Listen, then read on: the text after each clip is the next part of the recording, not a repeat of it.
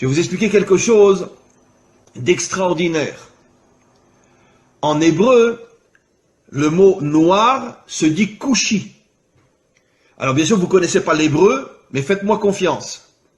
Le mot kushi s'écrit en hébreu Kaf Vav Shin Yud. Kaf Vav, vous savez qu'en hébreu, chaque lettre a une valeur numérique, ce qui nous permet de pouvoir faire des correspondances entre des mots différents s'ils ont la même valeur numérique. C'est un des génies de l'hébreu, de pouvoir expliquer le sens d'un mot par rapport à un autre mot qui a la même valeur numérique. Alors, les deux premières lettres du mot kushi, qui veut dire noir en hébreu, c'est Kaf Vav, qui a pour valeur numérique 26. 26 est la valeur numérique du nom de Dieu. Le nom de Dieu tel qu'il ne se prononce pas, parce qu'on attend la délivrance pour le prononcer véritablement, c'est un Yud, un Vav, un Yud, un He, un Vav et un He. Et ce nom de Dieu qui figure dans toute la Torah en hébreu a pour valeur numérique 26. Après vous avez Kou, donc Kaf Vav, le nom de Dieu, le véritable nom de Dieu, le véritable nom de Dieu dans le mot, donc qui fait allusion aux Africains, aux Noirs. Et après vous avez Shin Yud, qui veut dire Yesh. Ça veut dire que Kushi signifie Yesh Hashem, il y a Dieu. Ça veut dire que dans l'Africain se trouve Dieu. C'est absolument incroyable. Dans les peuples africains se trouve le Dieu authentique qui a pour nom Yudke Vavke. Incroyable. Ça veut dire que caché à l'intérieur des peuples africains se trouve le véritable Dieu. Et c'est pour ça que en hébreu on appelle le noir Kushi, qui fait allusion à Yesh Havaye. Dieu se trouve à l'intérieur des peuples africains. Incroyable. Mais vous devez au fur et à mesure prendre conscience que vous devez vous réveiller. Vous devez dévoiler la dimension royale qu'il y a en vous. Vous devez vous débarrasser de vos habits d'humiliation, d'esclavage, etc. Et prendre conscience que le masque qu'on a voulu vous coller, c'est justement pour vous empêcher de devenir ce que vous devez être. Et vous allez devenir ce que vous devez être. Mais pour ça, encore une fois, il faut vous renforcer sur le plan spirituel, sur le plan moral, et petit à petit sur le plan des actions aussi. Il est grand temps, et je sais que ça se fera un jour, où les peuples africains se révolteront contre toute la dictature blanche qui exploite toutes les richesses des Africains. Et encore une fois, j'oserais presque dire, et je le dis avec la plus grande sincérité, soyez fiers d'être noirs. Soyez fiers d'avoir la couleur que vous avez. Parce que cette couleur qui est inscrite sur votre peau témoigne du fait que vous avez été choisi par le maître du monde pour dévoiler sa royauté dans le monde, comme je l'ai expliqué, puisque le noir est la couleur de la royauté d'Hachem. Donc, arrêtez d'être meurtris ou d'être humiliés par tous ces racistes qui vous considèrent comme je ne sais quoi, comme ils considèrent les juifs d'ailleurs, et dites-vous, c'est le contraire. C'est justement parce que je suis un roi que tu veux faire de moi un esclave. Mais un jour viendra où vous comprendrez, vous les autres peuples, quelle est notre mission, quelle est notre grandeur, quelle est notre force. Et un jour viendra, on réussira tous ensemble, avec l'aide du Maître du monde, à dévoiler sa royauté sur terre. Be'ezrat Hashem, c'est-à-dire en hébreu, avec l'aide du Maître du monde. Les plus grandes guerres, les plus grands massacres, dans toute l'histoire humaine, c'est le monde occidental.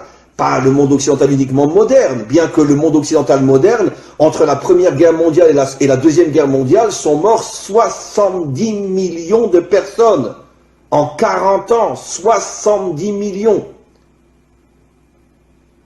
Pas en 40 ans de guerre, mais il y a eu la Première Guerre mondiale qui a duré 4 ans, la Deuxième Guerre mondiale qui a duré 4-5 ans, entre les deux il y a eu à peu près 20 ans, donc en 30 ans, 70 millions de morts.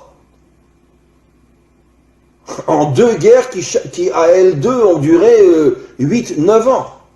70 millions de morts, sans compter tout ce qui s'est passé avant, les croisades, l'Inquisition, la guerre de 100 ans, etc. Donc ce sont vraiment des gens qui vivent, comme on l'a vu précisément dans la paracha de la semaine dernière. Yitzhak, quand il bénit Esav, il lui dit, tu vivras, Bechar Becha Tirié, tu vivras avec ton épée à la main. L'Occident, c'est un peuple guerrier. D'ailleurs, j'expliquerai ce soir dans un autre cours qui sera aussi sur mon site, qu'en vérité, c'est la raison pour laquelle le monde occidental a adopté la religion chrétienne qui ne parle que d'amour et de bonté pour se créer une vitrine et cacher son véritable caractère.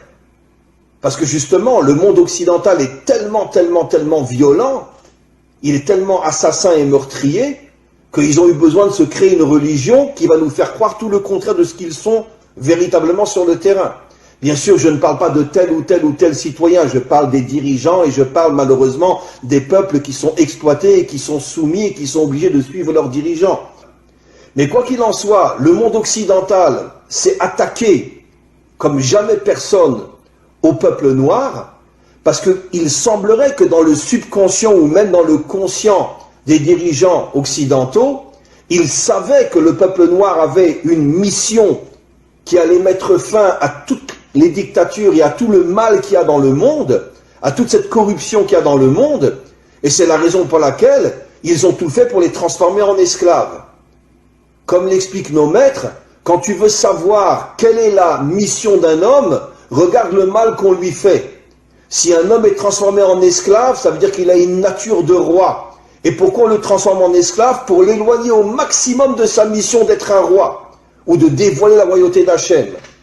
Maintenant, figurez-vous, mes amis, que depuis des millénaires, nos maîtres nous expliquent que chaque attribut divin, chaque sphira, en hébreu sphira, en français attribut divin, c'est-à-dire une qualité divine, là on parle de la malchoute, chaque qualité a une couleur. Et figurez-vous, quelle est la couleur de la malchoute? Noir. La couleur de la malchoute, c'est le noir. C'est absolument incroyable. La couleur qui définit la malchoute, la royauté, c'est-à-dire le dévoilement de la royauté d'Hachem dans ce monde, c'est le noir. Vous comprenez, mes amis, quel est le lien entre la mission d'Israël et les peuples africains? Comment se fait-il que les peuples africains sont noirs?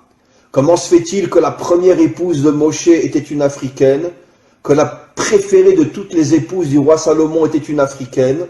Comment se fait-il qu'Israël a reçu pour mission de dévoiler la royauté d'Hachem dans ce monde et qu'il y a sur terre la couleur noire? Et nos maîtres affirment depuis des millénaires que la couleur noire est l'emblème de la royauté d'Hachem.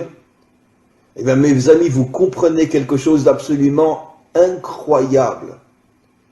Que les peuples noirs, eux aussi, comme Israël, sont en première ligne du dévoilement futur d'Hachem en tant que dirigeant de ce monde. Mi chamocha ba'elim Hachem, qui est aussi grand que toi, Dieu du monde?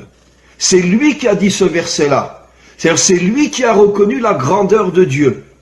Et nos maîtres nous disent que cela fait allusion à la délivrance finale, où toutes les nations reviendront vers Dieu et diront « Qui est puissant comme toi, maître du monde ?» Mais moi, ce que je rajoute, c'est qui a dit ça? Qui est le modèle de la délivrance finale au niveau des nations? C'est Pharaon. Et nos maîtres nous disent Pharaon était un Africain, un Noir. Ça veut dire que la Torah nous révèle il y a des millénaires que le modèle, que le phare du retour des nations à Dieu, le Dieu authentique, ce sera un Africain ou les Africains et non les Blancs, non les Occidentaux. Après, tout le monde suivra, les Asiatiques, les Occidentaux, tout le monde suivra. Mais c'est Pharaon qui a dit « Qui est comme toi, Dieu, créateur du monde ?»